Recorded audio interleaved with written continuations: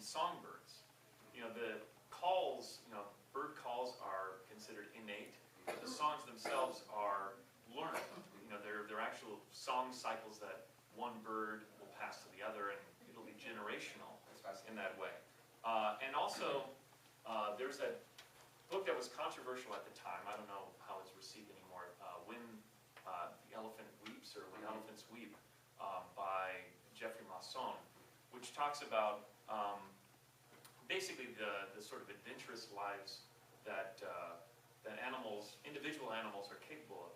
And he asked the question basically throughout the book: are animals only interested in survival, you know, or is there more to it, right? And there's a German term that he uses, Funktionslust, which means basically taking pleasure in the things that we do best, right? So, you know, there are certain outlier animals that are very good at something, and they'll want to display it to others, and others will gather around and learn from that. Is there sort of an artistic side to the chimpanzee, or sort of the athletic prowess and these sorts of things that is a source of awe or inspiration in these groups? If you were to talk to Jane Goodall, she would tell you, and many other primatologists, absolutely yes, that she sees a base level sense of awe in chimpanzees in the wild. And certainly the chimps that I have worked with seem to take great pleasure in what they do. I would completely agree that it's not their only goal in life just to stay alive. They definitely take pleasure in what they're doing. They seem to, I can't tell you how many times I've seen the chimpanzees laugh. Laughing their heads off about something that they find humorous.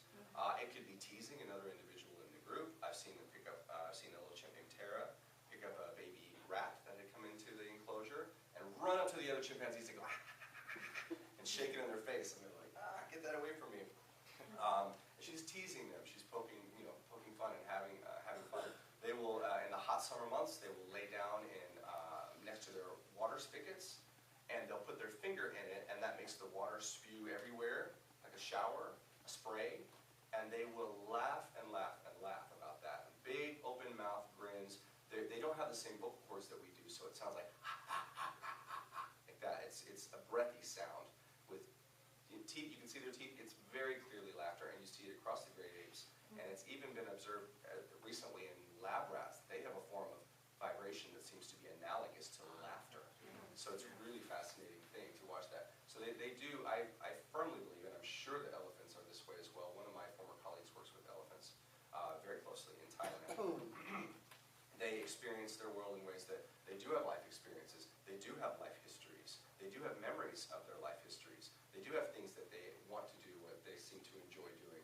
Believe me, when you work with 30 or 40 chimps, there are about half a dozen of them that are really good at sitting down and doing the little old, I give them like an old style Atari joystick, if you remember those. It's a very simple little box with a little stick coming out of it.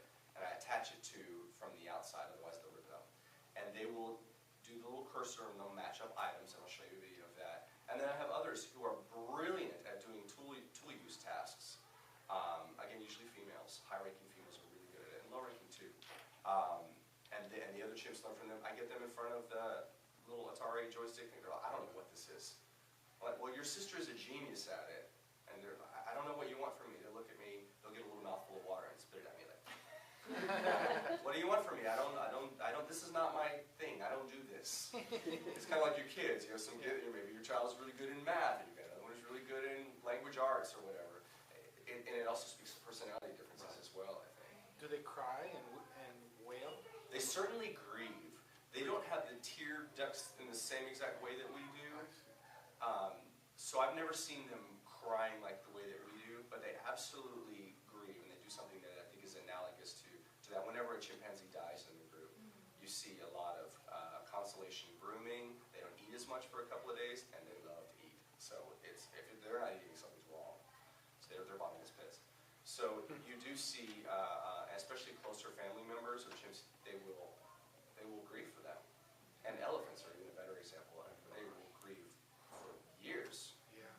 And visit the site. And they visit the site of the remains of a fallen elephant. Sometimes even if they're not related to them, they will, just out of what appears to be a sense of empathy for a lost conspecific, if you will. They're both the same species. And of course, in the part of it is neurological, or the neuroscience of it, with the oxytocin and this sort of thing. And it, ordinarily, women are seen as having higher levels of empathy because of childbirth and raising children and this sort of thing. I think sort of the next step in that is what I've seen in this, actually it's a very interesting video that you can see online. It's a documentary called The Cultured Ape, which you've recommended. In that video there are what appear to be sort of infant or children chimps carrying around stones or rocks, sort of being like mothers. As if they're dolls. Right. Yeah. As if they're dolls. Right. So I imagine that's very much in mimicry or imitating the mother, but there seems to also be some element of empathy there where you're starting to care for something else. Right. And that tends to be why we give our children dolls. That's part of it anyway. Sure, I think so too. Yeah. Yeah. So I don't know if how much has been studied about the use of dolls or doll-like objects. With the apes recently, not very much. Most of what we know from that is actually watching them with their own infants, even though, as I'm mentioning, they stopped breeding years ago. We didn't usually give them things of that nature because we wanted to try to keep it as much as what they would have in their environment as possible. If they have a particular affiliation for certain objects and they're safe to have, then that's fine. But I didn't see them cradling anything in a way that it was, even though I know some of them would probably have really enjoyed being a mother.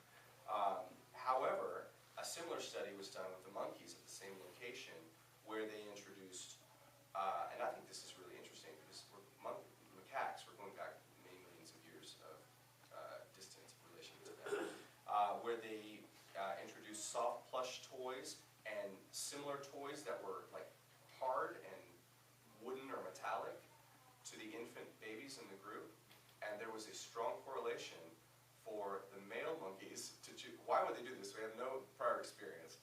The male monkeys would choose the more male-like toys, and the female monkeys would choose the soft plush toys, and they would show nurturing behavior to these toys, so there's a big argument about this, and anthropologists will go through the roof if you do, and I think that there's value to that, about discussing are we born tabula rasa, blank slate, and everything about us that's male or female is kind of put upon us by society.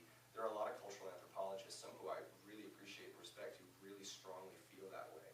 And then there are studies like this which seem to, why is, it could be a spurious correlation of some sort, but why is there a connection there with seeing, not always, I've known some very nurturing male chimpanzees who are wonderful with the infants, especially where Patty is at the Center for Great Apes in Wachula, Florida. Bubbles, she has Bubbles, Michael Jackson's chimp.